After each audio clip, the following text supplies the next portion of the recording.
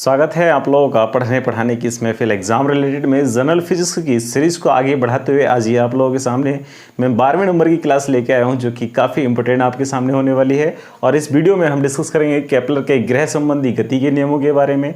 और Kepler actual में अगर मैं बात करूँ तो केपलर एक वैज्ञानिक का नाम है, और अगर इनके पूरे नाम की बात देखी जाए तो जोहानसन केपलर इनका नाम आता है। My dear friend, Johannes Kepler इनका नाम आता है जिन्होंने ग्रहों के संबंध में कुछ नियम दिए थे।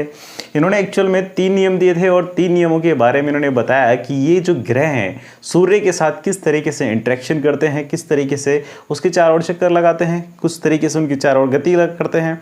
तो उन्हीं सब चीज़ों को यहाँ पर आज हम एक छोटी सी वीडियो में डिस्कस करने वाले हैं जो काफ़ी खास महत्वपूर्ण आपके लिए होने वाली है। तो वीडियो को पूरा देखिएगा। सबसे पहले मैं बताना चाहूँगा इस टर्म के बारे में, और ये जो मैंने लिखा हुआ है आप देख पा रहे हैं, ये जो रेखा यहाँ से यहाँ तक खींची हुई है क्षैतिज रेखा, इसको हम बोलते हैं दीर्घ अक्ष।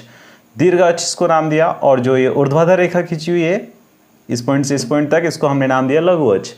तो ये दीर्घ अक्ष और लघु अक्ष, अगर इन दोनों रेखाओं को मैं यहाँ आप लोगों के सामने रिप्रेजेंट करना चाहूँ तो क्या समझ पा रहे हैं इस बात को? ये हो गई आपकी कौन सी दीर्घ अक्ष और ये हो गई कौन सी आपकी लघु अक्ष, जो हमने इसको नाम दिया है प्लेनेट, और ये हो गया सूर्य। अब ये जो आप पाथ देख रहे हैं, ये जो आप पाथ देख रहे हैं, ये एक्चुअल में एक ऐसा पाथ है जो ग्रह के द्वारा कवर किया जा रहा है। एक ऐसा पथ है जो ग्रह के द्वारा कवर किया जा रहा है। मतलब ग्रह जो सूर्य के चारों ओर चक्कर लगा रहा है, ग्रह क्या कर रहा है? सूर्य के चारों ओर चक्कर लगा रहा है। और इसी बात को समझते हुए केपलर ने पहले नियम के अंदर अपना ये बताया कि जो ग्रह हैं वो सूर्य के चारों ओर इस प्रकार चक्कर लगाते हैं, इस प्रकार चक्कर लगाते हैं कि सूर्य इन ग्रहों की दीर्घवृत्तीय कक्षा में एक नाभि पर फोकस होता है। ऑब्जर्व करना बात को कि ये जो ग्रह हैं वो सूर्य के चारों ओर इस प्रकार चक्कर लगाते हैं कि ये ग्रह इस दीर्घवृत्तीयकार कक्षा में एक नाभि पर केंद्रित होता है। ये जो कक्षा है माय डियर फ्रेंड, इसको क्या नाम दिया हमने? दीर्घवृत्तीयकार कक्षा। हमारी आकाशगंगा में 8 ग्रह हैं जो पहले कभी 9 हुआ करते थे। तो ये 8 के 8 ग्रह इस प्रकार से दीर्घवृत्ताकार कक्षा में घूम रहे हैं कि जो सूर्य है वो एक नाभि पर फोकस होता है। अब नाभि को थोड़ा सा समझने का प्रयास करेंगे कि जैसे ये आपने ये देखा लघु अक्ष है, ये दीर्घ अक्ष है। ये लघु अक्ष और दीर्घ अक्ष जिस पॉइंट पर मिल रहे हैं इसको हमने नाम दिया केंद्र। और केंद्र से इस वृत्ताकार पथ तक की जो दूरी है, इस वृत्ताकार पथ तक की जो दूरी है, इसका बिल्कुल जस्ट बीचों बीच का सेंटर, इसका जस्ट बीचों बीच का सेंटर क्या कहला रहा है? एक नाभि कहला रहा है। तो इस नाभि पर फोकस है कौन? सूरज। ये प्लेनेट इसके चारों ओर किस प्रकार चक्कर लगा रहा है कि एक नाभि पर केंद्रित। Got it? अब एक चीज यहां पर लिखी हुई है उपसौर और यहां लिखा हुआ है अपसौर। तो इन दोनों टर्म्स को भी मैं यहां पर क्वालिफाई करना चाहूंगा कि जो उपसौर होता है, उपसौर की कंडीशन कब होती है? जब कोई ग्रह सूर्य के निकटतम होता है, मतलब बिल्कुल निकट होता है, बिल्कुल पास में होता है, तो उस कंडीशन को हम नाम देते हैं उपसौर। इंग्लिश में अगर इसको कहना चाहें तो पेरिहिलियन इसको बोलते हैं। ग्रह और सूर्य के बीच की अधिकतम दूरी को हम नाम देते हैं अपसौर, यानी कि अगर इसको इंग्लिश में कहना चाहें तो एपिहिलियन इसको हम बोलेंगे। ऑब्जर्व कर रहे हैं ना मेरी बात को? आगे तो इस पहले नियम को हम समझ चुके हैं काफी अच्छे तरीके से, और इसी नियम को हम एक नाम से और जानते हैं जिसको हम बोलते हैं कक्षाओं का नियम। क्या नाम दिया इसको हमने? कक्षाओं का नियम। या तो हम इसको बोलेंगे प्रथम नियम या इसको हम बोलेंगे कक्षाओं का नियम। समझ पा रहे हैं? समझते हैं दूसरे नियम को। अब दूसरे नियम के अनुसार इन्होंने क्या बताया, केपलर ने क्या बताया कि जो सूर्य के चारों ओर चक्कर लगाने वाला ग्रह है वो समान समय अंतराल में समान क्षेत्रफल को विस्थापित करता है। अब इसको चित्र के माध्यम से थोड़ा समझने का प्रयास करेंगे। ये है आपका सूरज यानी कि सन, और ये है प्लेनेट जो कि ग्रह है एक। P फॉर प्लेनेट, पैरेट नहीं प्लेनेट, अब से ध्यान रखना। तो ये जो सूर्य यानी कि जो ग्रह है वो चक्कर लगा रहा है इस दीर्घवृत्ताकार कक्षा में सूर्य के चारों ओर। अब चक्कर लगाने में जितने समय समान समय अंतराल में, सपोज कीजिए पॉइंट्स मैं आप लोगों के सामने दिखाना चाहूंगा P1, P2, P3 और P4। तो जितने समय में यह P1 पॉइंट से P2 तक आता है, जितने समय में P1 पॉइंट से P2 तक आता है, और इतने समय में जितने क्षेत्रफल को इसने विस्थापित किया है, चला है, जितना क्षेत्रफल तय किया है, उतना ही टाइम लेगा और उतना ही समान क्षेत्रफल भी कवर करेगा। समझ रहे हैं ना? मतलब यहां पर क्या किया है इसने? जितना क्षेत्रफल कवर किया है इतना ही क्षेत्रफल यहां कवर किया है, और समय जो लगाया है इस P3 से P4 तक वो भी उतना ही लगाया है जितना P1 से P2 तक लगाया था। मतलब समान समय अंतराल में समान क्षेत्रफल तय करता है कोई भी ग्रह। तो यहाँ से एक बात ये साबित होती है, एक बात ये सिद्ध होती है कि जो ग्रह हैं वो सूर्य के निकट आने पर, ग्रह हैं सूर्य के निकट आने पर अधिक वेग से गति करते हैं और सूर्य से दूर जाने पर कम वेग से गति करते हैं। तो पॉइंट्स यहाँ से क्लियर हो रहे हैं कि निकट अगर सूर्य के हैं तो अधिक वेग होगा और दूर हैं सूर्य से तो कम वेग होगा। यहाँ पर समान समय अंतराल में समान क्षेत्रफल ही तय किया है।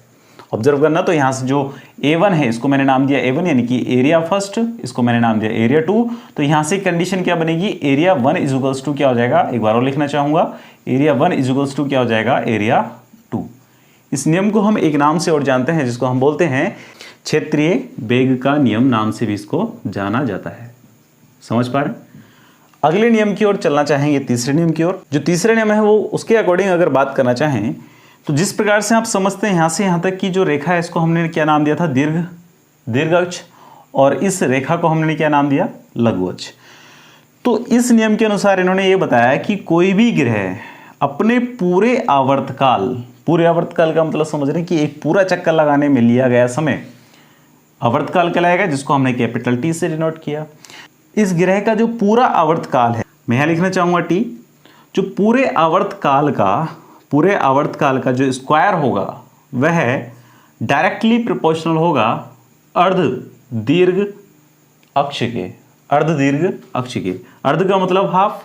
तो यहाँ से यहाँ तक की जो डिस्टेंस, इसको हमने क्या नाम दिया, अर्ध दीर्घ अक्ष। यहाँ से यहाँ तक की डिस्टेंस होगी, इसको भी अर्ध दीर्घ अक्ष ही कहेंगे। तो ये जो पूरा आवर्तकाल है इसका स्क्वायर डायरेक्टली प्रोपोर्शनल होगा किसके, अर्ध दीर्घ अक्ष के, जिसको हमने डिनोट करने का प्रयास किया स्मॉल ए से, अर्ध दीर्घ अक्ष की तृतीयाघात के, या कह सकते हैं क्यूब के।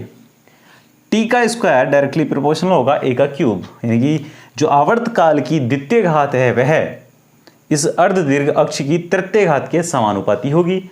समानुपाती होने का मतलब क्या है, जितनी ये यहाँ से यहाँ तक की डिस्टेंस बढ़ती चलेगी आगे को, उतना ही आवर्तकाल भी बढ़ता चलेगा। अगर हम इस डायरेक्टली प्रोपोर्शनल को हटाने का यहाँ से प्रयास करते हैं तो इसकी जगह एक आता है केपलर नियतांक, एक इसको हम बोल सकते हैं केपलर कांस्टेंट। तो यहाँ से हम क्या लिखेंगे, टी का स्क्वायर इज इक्वल्स टू के इंटू ए का क्यूब। यहाँ पर के क्या है, केपलर नियतांक है, यानी कि एक कांस्टेंट वैल्यू है। ठीक, तो ये बात समझ पा रहे हैं इस बात को। अब एक चीज़ यहाँ पे मैं बड़ी अच्छी ये बताने वाला हूँ कि जैसे ये ग्रह एक है तो एक ग्रह तो है नहीं, ग्रह और भी हैं। सपोज कीजिए यहाँ पर कोई दूसरा ग्रह ये हमने बना दिया। जब ये ग्रह चक्कर लगाएगा तो इसका भी कुछ ना कुछ आवर्तकाल रहेगा, जिसको हमने फिर से कैपिटल टी नाम दिया। और जब ये अपनी अक्ष पर, यानी कि इसका अक्ष कौन सा रहा है, ये वाला, तो ये इस सेंटर से लेके इस अक्ष तक की जो दूरी होगी वो क्या रहेगी, अर्ध दीर्घ अक्ष इस ग्रह के लिए। तो इसका जो आवर्तकाल होगा टी का स्क्वायर वो भी इसके अर्ध दीर्घ अक्ष के तृतीयाघात के समानुपाती होगा।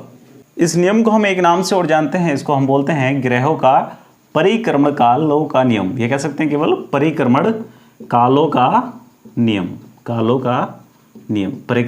का नियम। ठीक, उम्मीद करता हूँ ये तीनों नियम आपको बड़े अच्छे से क्लियर हो चुके हैं। एक बार फिर से मैं शॉर्ट में बताना चाहूंगा, उपसौर की कंडीशन क्या होती है जब सूर्य और ग्रह के बीच सबसे कम दूरी होती है। अपसौर की कंडीशन क्या होती है जब सूर्य और ग्रहों के बीच अधिकतम दूरी होती है। पहले नियम को हमने नाम दिया था कक्षाओं का नियम, इसको इस नाम से भी जाना जाता है। और इस नियम में बताया गया था कि जो सूर्य है वो ग्रह की दीर्घवृत्ताकार कक्षा में एक नाभि पर स्थित होता है। दूसरे नियम के अनुसार इन्होंने बताया कि जो ग्रह है वो इस प्रकार से गति करता है कि समान समय अंतराल में समान क्षेत्रफल को विस्थापित करता है। A1 इक्वल्स टू होता है A2 के, और इस नियम को हम क्षेत्रीय वेग नाम नियम से भी जानते हैं। ठीक है, अगला तीसरा इन्होंने नियम जो बताया वो बड़ा ही सिंपल, कि जो इसका एक ग्रह का पूरा आवर्तकाल होता है उसका वर्ग समानुपाती होता है उसके अर्ध दीर्घ अक्ष की घन के, यानी कि टी का स्क्वायर डायरेक्टली प्रोपोर्शनल होता है किसका, ए का क्यूब के। इसको ए को हमने डिनोट किया है अर्ध दीर्घ अक्ष से, और इस नियम को हम जानते हैं परिक्रमण कालों के नियम से। Thank you so much. ये था आपके लिए बड़ा ही छोटा सा टॉपिक, लेकिन यहाँ से बहुत सारे क्वेश्चंस आप लोगों के एग्जाम में देखे जाते हैं और आगे भी देखे जाने का पूरा उम्मीद है। तो इस वीडियो को अगर आपको पसंद आया तो लाइक कीजिएगा। अगर कोई भी डाउट आपके मन में है तो हमें कमेंट करके बता सकते हैं। बाकी मिलते हैं आपसे नेक्स्ट वीडियो में एक नए टॉपिक के साथ जनरल फिजिक्स की सीरीज को आगे बढ़ाते हुए। Thank you so much, have a good day.